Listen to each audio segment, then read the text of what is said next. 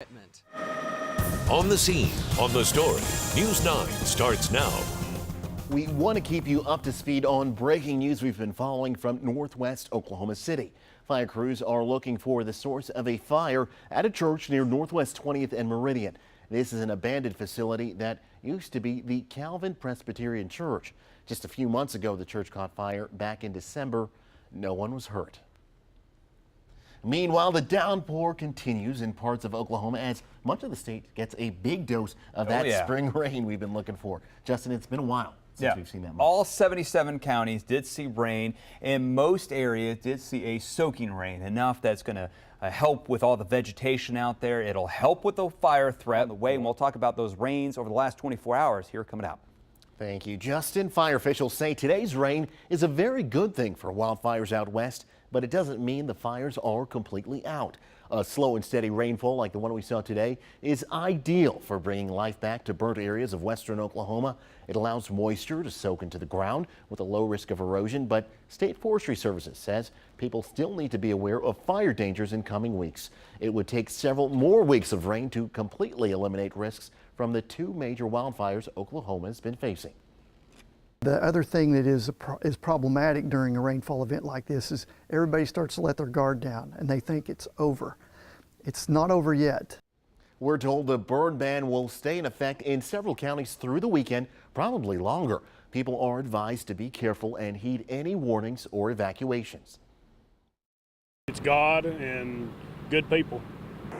Rain isn't the only relief families are getting in Dewey County today.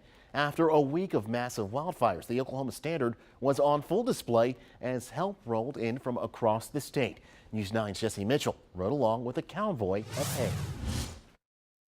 Pottawatomie County ranchers have spent the past on the scene on the story in Sealing. Jesse Mitchell, News 9. And News 9 is partnering with the Red Cross to help out the victims of the devastating wildfires in western Oklahoma. We'll hope you'll tune in to the Healing the Heartland special. This telethon airs next Tuesday starting at 7 right here on News 9.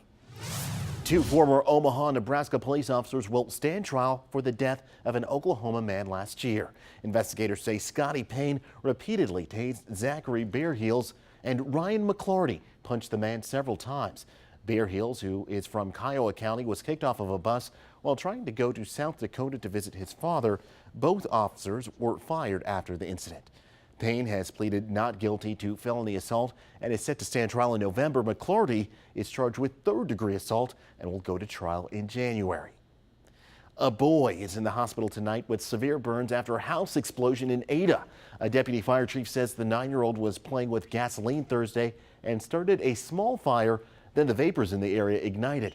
We're told the child has burns all over his body. An 11-year-old girl is recovering from minor injuries. At least one dog has died in the fire. And around the nation tonight, family and friends celebrated the life of former First Lady Barbara Bush during a funeral service in Houston. There were tears, but they were outnumbered by moments of laughter. Weijia Jiang is in Texas tonight. 1,500 mourners. Weijia Jiang, CBS News, Houston. Taking a live look from our Air Comfort Solutions Skycam network, it's been a very wet day across the metro. Justin is tracking the spring warm-up in the 9-day. And next, spending their golden years on the hardwood, we hear from Oklahoma's only Granny basketball team. On the scene, on the story, this is News 9. Friendly rivalries among first responders in Cleveland County were on display at Norman North High School. Proceeds for this tournament benefit a group called LoveWorks Leadership, which helps students realize their creative potential. The title of this year's tournament went to Moore Police, who won the championship game over the Moore Fire Department. And Oklahoma City Thunder fans are keeping a close eye on the NBA playoffs, but we found a group out to prove that basketball isn't just a young person's sport. Carl Torp shows us a league of their own in our Red Dirt Diaries. Carl Torp, News 9.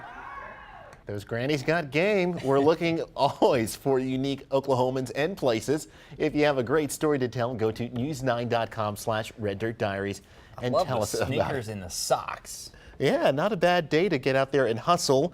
Inside. You would need to get around the rain. Yeah. So an indoor basketball day, not an Indoor outdoor. basketball day, an indoor day in general. A good day to just, lay on the couch, watch some Netflix, anything. some Listening to the sports rainfall on the TV. roof. That's right. I'm sure a lot of people kind of slept in here this morning. You can see from our Air Comfort Skycam network, our normal high temperature by the end of the 9-day period, upper 70s. So pretty much all 9 days below normal for this time of the year. A storm is coming, huh? A thunderstorm. The Thunder get set for a pivotal game 3 tonight in Let's Utah. hope. We'll have a live report from Salt Lake City to get you ready for tip-off. Sports is next.